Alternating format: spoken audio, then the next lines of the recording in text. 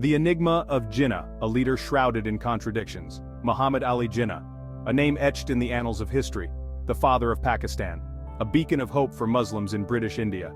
But behind the polished veneer of this revered figure lies a story rife with contradictions, a story that challenges the very principles he seemingly championed. Jinnah, the man who carved a nation out of a subcontinent, was a study in contrasts. He was a staunch advocate for Islam, yet his personal life often stood at odds with the tenets of the faith he so vehemently espoused. This dissonance between his public persona and private life continues to fuel debate and intrigue even today. Was he a pragmatic leader forced to make difficult choices in despising Muslims? Or was he an opportunist who exploited religious fervor for political gain?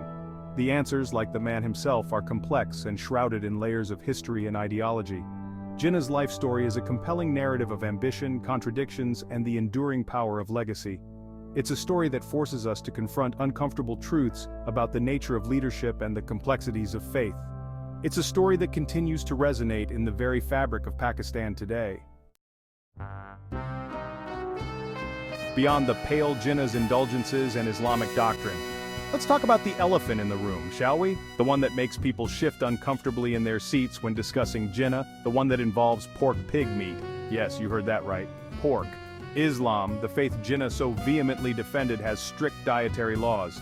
Pork, strictly haram, forbidden.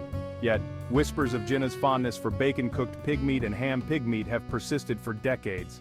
These weren't just rumors spread by his detractors. His own contemporaries, including close confidants, alluded to his penchant for these decidedly un-Islamic delicacies. Then there's the matter of alcohol, another big no-no in Islam. Jinnah, a fan of whiskey, particularly Johnny Walker.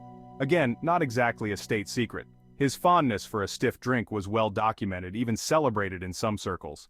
These indulgences, seemingly at odds with his public image as a devout Muslim, raise uncomfortable questions. His wife Ruddy Petit preferred Western dress and was against wearing hijab and other Muslim customs endorsed by Prophet Muhammad and Islam, which Jinnah seemed to endorse and enjoy. Did his followers simply choose to ignore these transgressions? Or he skillfully mocked Prophet Muhammad, Quran and Islam by manipulating Muslims? A Daughter's Defiance, Dina Wadia, and the India Connection. The personal life of Jinnah takes another intriguing turn, with the story of his lone daughter, Dina Wadia. Now imagine being the daughter of the man who created a nation based on religious identity. The pressure to conform, to embody the ideals of that nation, must be immense. Dina, however, did the unthinkable. She fell in love with and married a non-Muslim Parsi man, Neville Wadia. For those not familiar with the intricacies of South Asian religious demographics, Parsis are followers of Zoroastrianism, an ancient Persian religion. This was not merely a case of marrying outside the faith. This was a direct affront to the very foundation upon which Pakistan was built. Jinnah, the champion of a separate Muslim homeland, had a daughter who chose to remain in India, the land he had vehemently fought to separate from. Yet he had amicable relations with his daughter till his end. Dina's life choices, while deeply personal, were thrust onto the public stage. While Jinnah thrust a separate nation for Indian Muslims, his progeny were never part of it.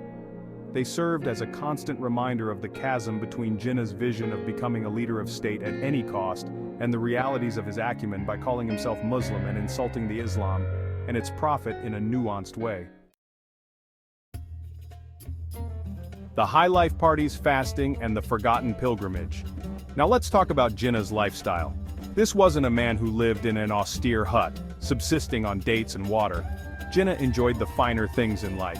He was known for his impeccable suits, his collection of luxury cars, and his lavish parties.